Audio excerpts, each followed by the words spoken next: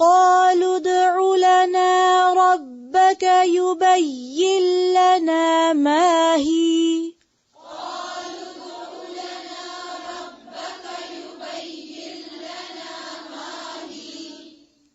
قالوا ادع لنا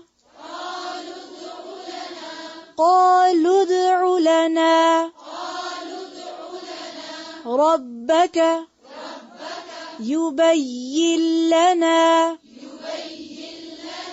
ما هي قالوا ادع لنا ربك يبين لنا ما هي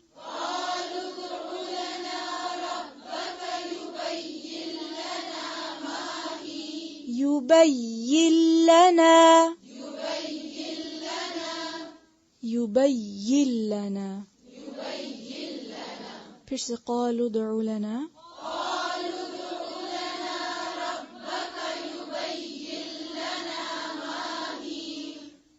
وقف کیسے کریں گے؟ ما هي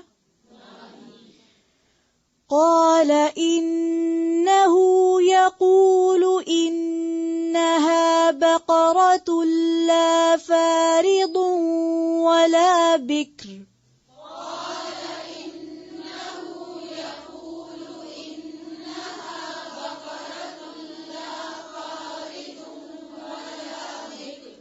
قال إنه يقول إنها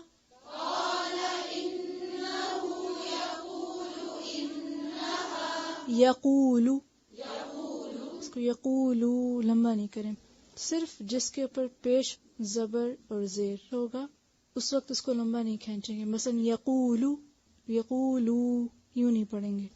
اب انہو ہے، ٹھیک ہے، اس کو انہو نہیں پڑھیں گے. کیوں؟ پیش ہے، الٹا پیش ہے. پھر سے پڑھیں قال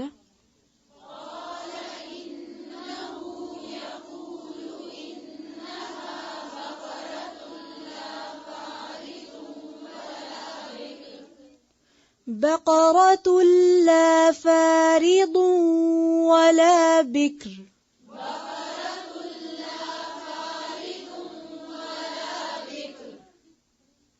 قال إنه يقول إنها بقرة لا فارض ولا بكر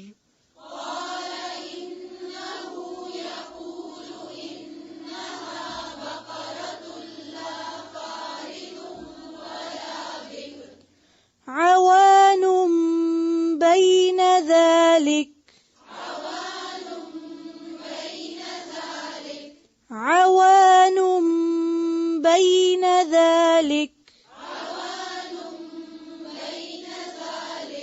فافعلوا ما تؤمرون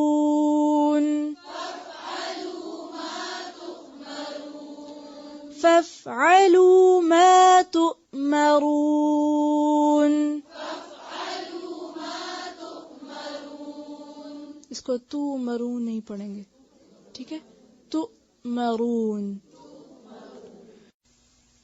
قالوا انہوں نے کہا ادعو لنا دعا کرو ہمارے لیے.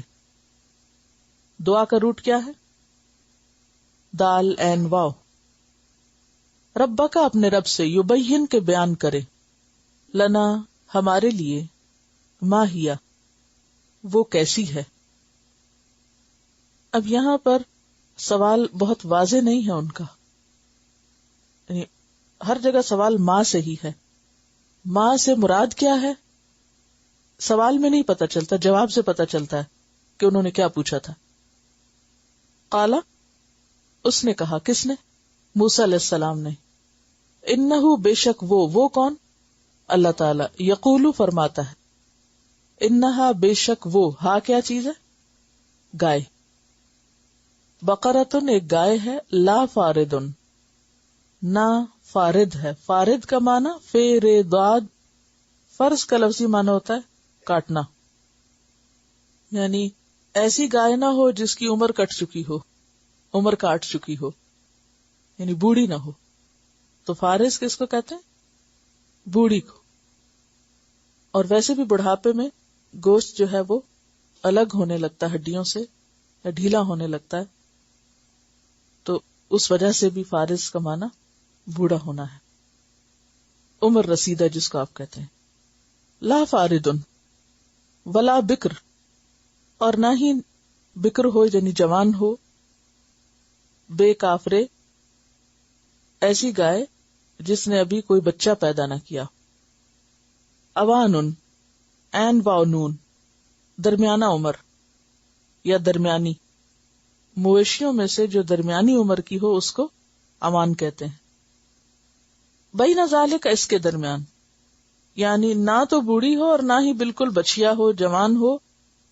اوانن درمیانی ہو یعنی اوسط عمر کی ہو، درمیان اس کے. ففعلوا، پس کرو، ما تؤمرون، جو تم حکم دیے جاتے ہو، یعنی جو کرنے کو کہا جا رہا ہے وہ کر دکھاؤ، زیادہ سوال مت کرو.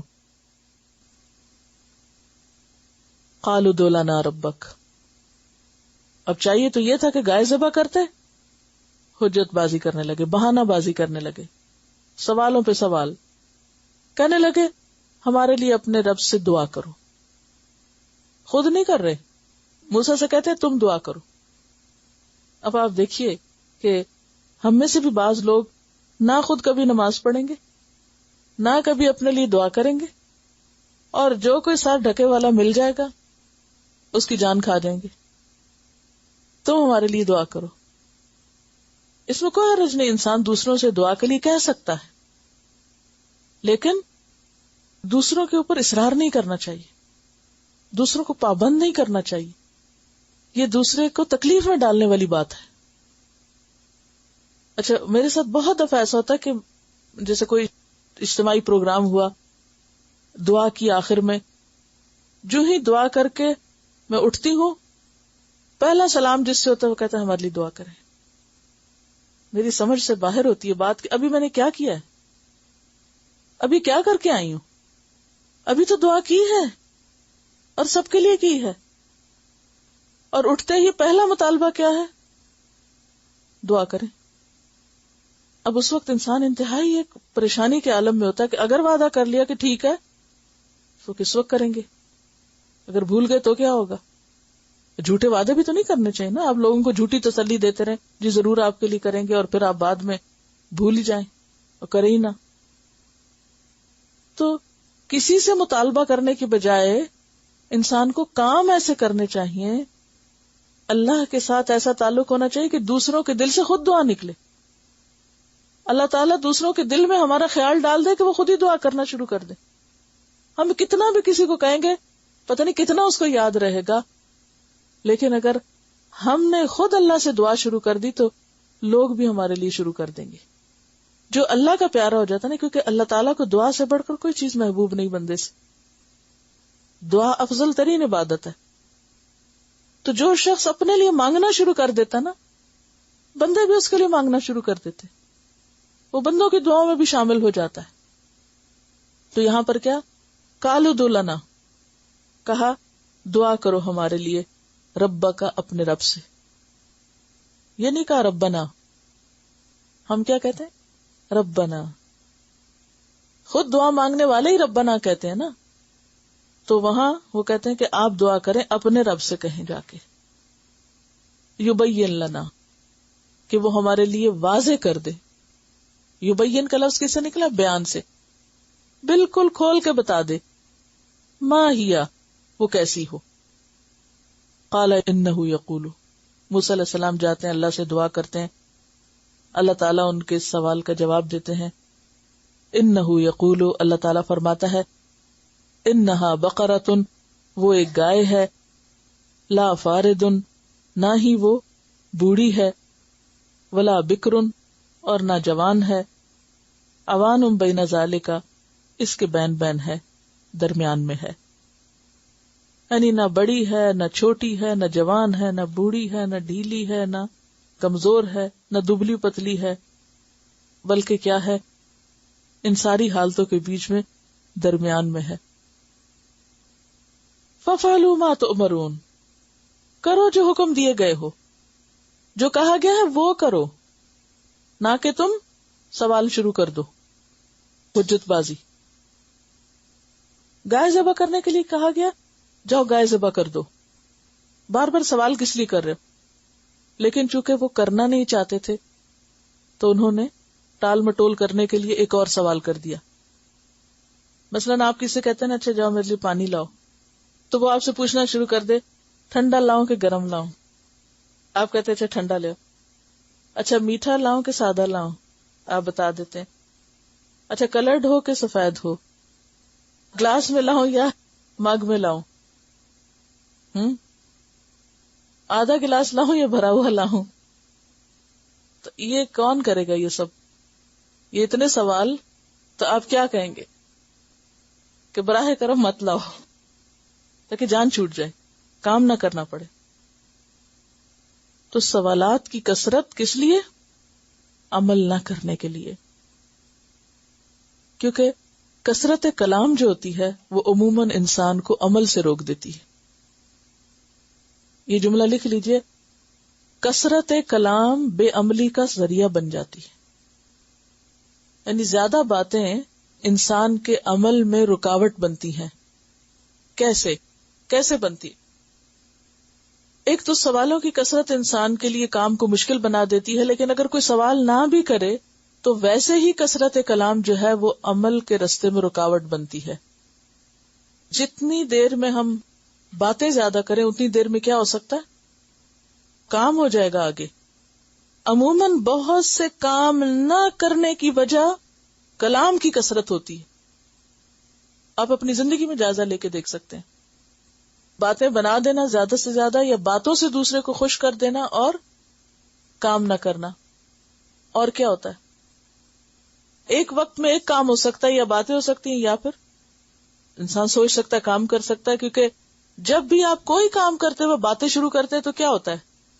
کام خراب ہو جاتا ہے نا. اگر کھانا پکاتے وقت آپ بہت باتیں شروع کر دیں کیا ہوگا؟ کبھی کھانا جل جاتا ہے، کبھی وہ کچھ گڑبڑ ہو جاتی ہے. اسی طرح فون پر لمبی لمبی باتیں کرتے ہیں اور پھر آخر میں کہتے ہیں آج تو وقت ہی نہیں ملا کام کرنے کا، سارے ہی کام رہ گئے. بھی کبھی سوچا وقت کیوں نہیں ملا؟ ایک بات کو اتنا لمبا بنایا، اتنا لمبا کیا، بات سے بات نکالتے گئے تو کام کے وقت میں تو پھر کچھ نہیں رہا. اچھا اسی طرح زیادہ باتیں نماز پر بھی اثر انداز ہوتی ہیں. کیسے؟ نماز میں بھی وہی باتیں پھر یاد آتی ہیں زیادہ، اور پھر ویسے بھی نماز کے لیے وقت کم رہ جاتا ہے.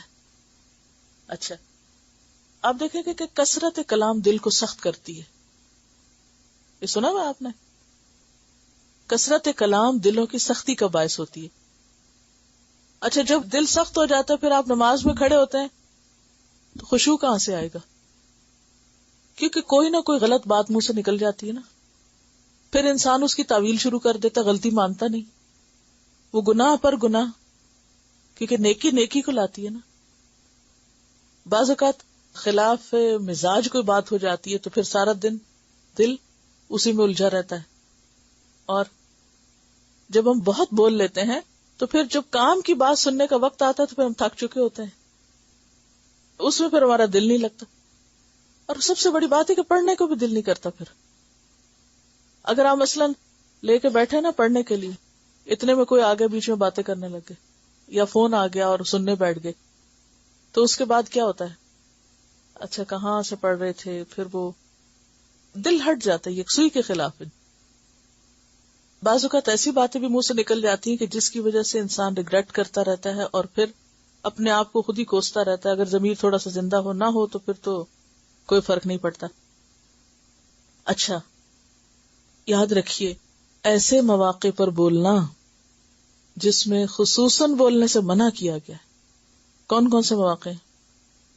نمبر 1 نماز کے وقت، قرآن کی تلاوت سنتے وقت، آذان سنتے وقت، علم کی مجلسوں میں.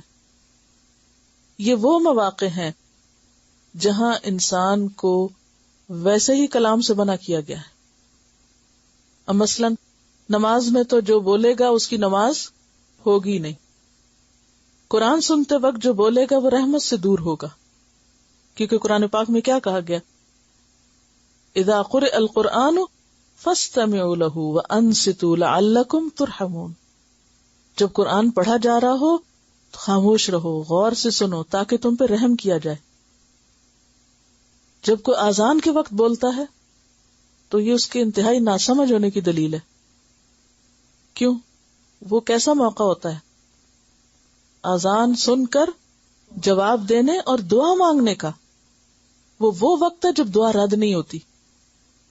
حدیث میں آتا ہے کہ اذان کے بعد آسمان کے دروازے کھلتے ہیں. دعاؤں کی قبولیت کا وقت ہے. اب نہ سمجھ لوگ بولے چلے جا رہے ہیں، نہ خود سن رہے ہیں نہ سننے دے رہے ہیں، اور سوال کرنا شروع کر دیتے ہیں بیچ میں. یعنی بعض اوقات ایسا ہوتا ہے نا کہ آپ نہیں بول رہے، دوسرا شخص بول رہا ہے، جب آپ جواب نہیں دیتے تو وہ خاموش ہو جاتا ہے کہ یہ اذان سن رہا ہے.